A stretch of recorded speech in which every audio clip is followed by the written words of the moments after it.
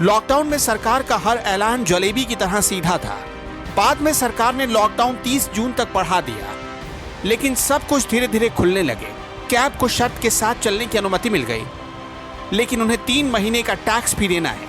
एक टैक्सी का टैक्स हुआ 1360 रुपए हर तीसरे महीने। अधिकतर टैक्सी लोन पर चलते हैं। सरकार ने 3 महीने में ईएमआई का भार कम करने का ऐलान किया तो लोग खुश हो गए, लेकिन इसमें भी कई झोल है। ब्याज माफ हुआ नहीं। जिसने भी मॉरेटोरियम पीरियड का फायदा उठाया उसकी ईएमआई बढ़ गई। नतीजा कि ज्यादातर लोग ड्राइवर के पेशे को छोड़ने पर मजबूर हैं। एक तो नहीं, लखनऊ में ऐसे 12,000 से ज्यादा ओला उबर के ड्राइवर हैं। इनमें से ज्यादातर लोगों की जिंदगी का यही जरिया थी, जो कि मिडिल क्लास ने ही बैंक से फाइनेंस कराकर व्यापार शुरू किया था। लेकिन अब उनकी नौकरी भी चली गई, उनका पैसा भी चला गया। कोरोना के लॉकडाउन में ओला उबर को इतना ज़्यादा नुकसान हुआ है, इसमें जो चालक परिवार है वो भुखमरी के कगार पे पहुंच गया है। जो महीने में 10-20 हज़ार रुपये कमाते थे, आज ये है कि ये लोग 10-20 हज़ार रुपये कर्जा लेकर के, मार्केट से कर्जा लेके अपने बच्चों का पेट भर रहे हैं।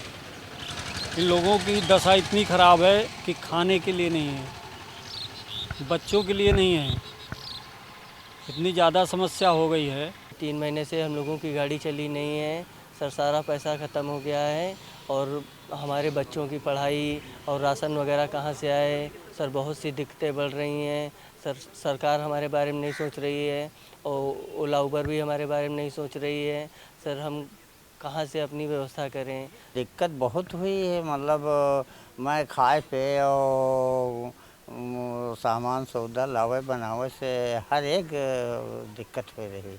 खाने पीने की समस्या है। दो ढाई महीना हो गया हम लोग गाड़ी बंद है, चल नहीं रही है।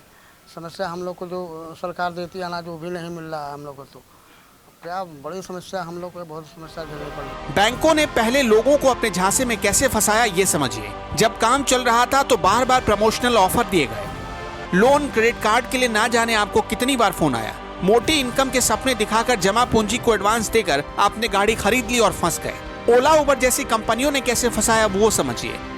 पहले आपको मोटी इनकम का सपना दिखाया गया, फिर आपकी जमा पूंजी इन्वेस्ट करवा दी और अपनी गर्दन बचाने के लिए आपको बीच भंवर में छोड़कर निकल गए। अब बजाते रहिए घंटा। गाड़ी से जो कमाई हुई उसका एक हिस्सा कंपनी ले गई और एक हिस्सा सरकार को टैक्स में गया।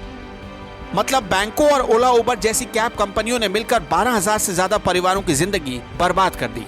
आपकी मेहनत की कमाई कौड़ी के मोल भी नहीं इनके लिए। खून चूस कर महल खड़ा करने वाले बैंकों और ओला उबर के अधिकारियों के पांव जमीन पर कम ही पड़ते हैं। वो तो हवा में उड़ने के आदी हैं। आप भूखे रहते हैं या आपके बच्चे भूखे मरते हैं, इससे उनको क्या मतलब।